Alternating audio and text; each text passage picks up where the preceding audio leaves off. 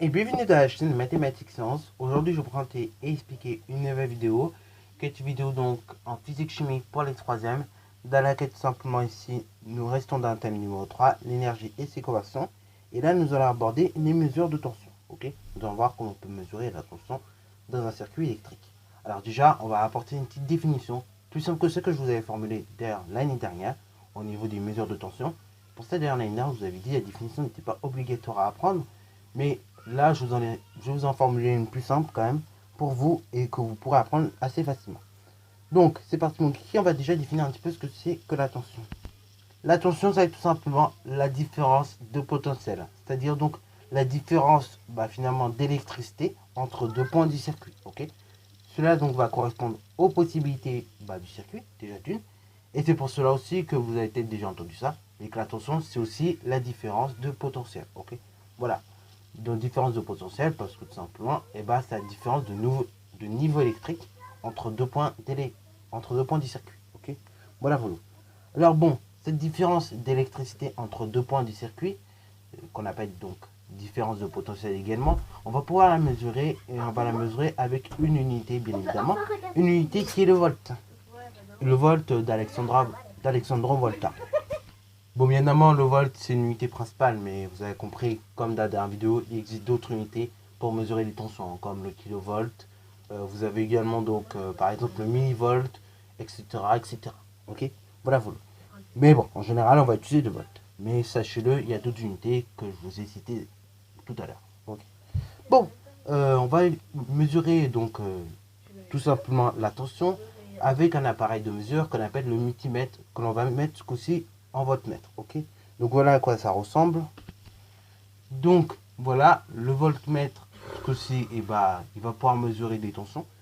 Et donc, voilà, souvent vous allez le retrouver dans le multimètre. Ok, le multimètre, donc il y a plusieurs possibilités, soit vous mesurez des intensités, des tensions, des résistances et tout plein de choses comme ça.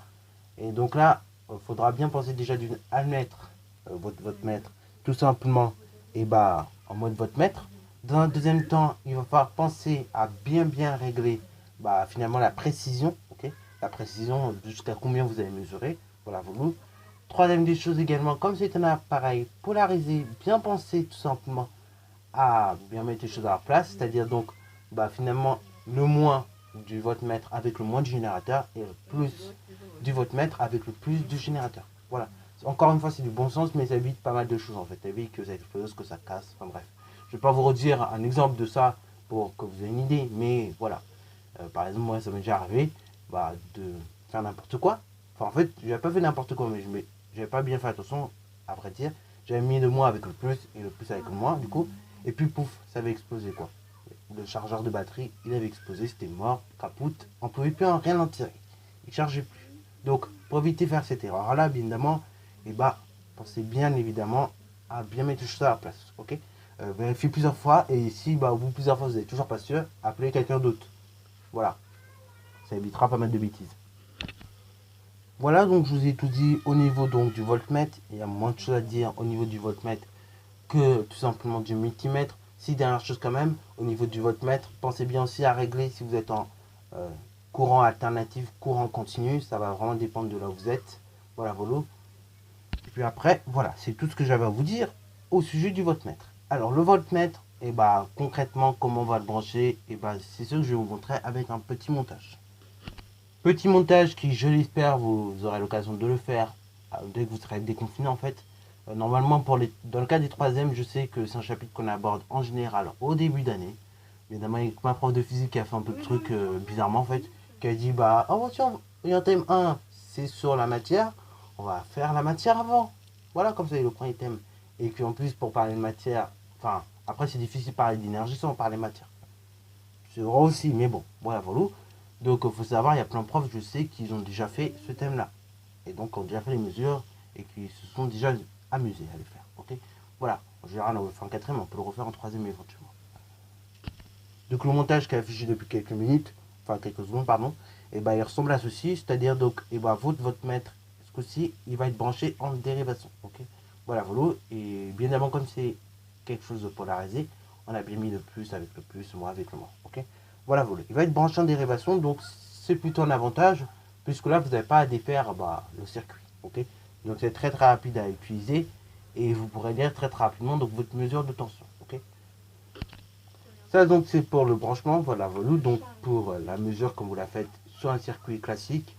Et donc ça c'est ce que ça donne au niveau du montage. Maintenant nous allons nous intéresser au schéma pour voir un petit peu comment on peut schématiser tout ça. Donc voici un petit schéma de tout cela, ok. Et donc sur le petit schéma, et bah, très concrètement, on va toujours représenter bien chaque élément. Et le voltmètre, bah, ça va également se représenter. Et vous allez le représenter donc avec un petit rond et un petit V dedans, ok. Un grand V par là dedans, pour bien indiquer qu'il s'agit du voltmètre. En bien évidemment, éventuellement, vous pouvez faire des flèches, comme je l'ai fait sur le schéma, pour indiquer tout simplement, pour parler de, enfin pour bien parler que vous avez mesuré de tension, ok. Voilà, vous. Bon, bien évidemment, au collège, je ne pense pas que ce soit vraiment obligatoire, vous fassiez des flèches, mais ça peut être toujours intéressant de les faire, ok. Voilà, voilà.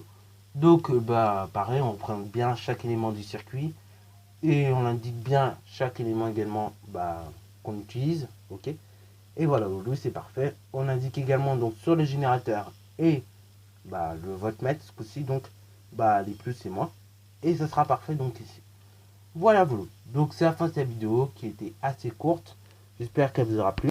N'hésitez d'ailleurs pas à la liker, commenter et bonne reste à toi en mathématiques et en sciences.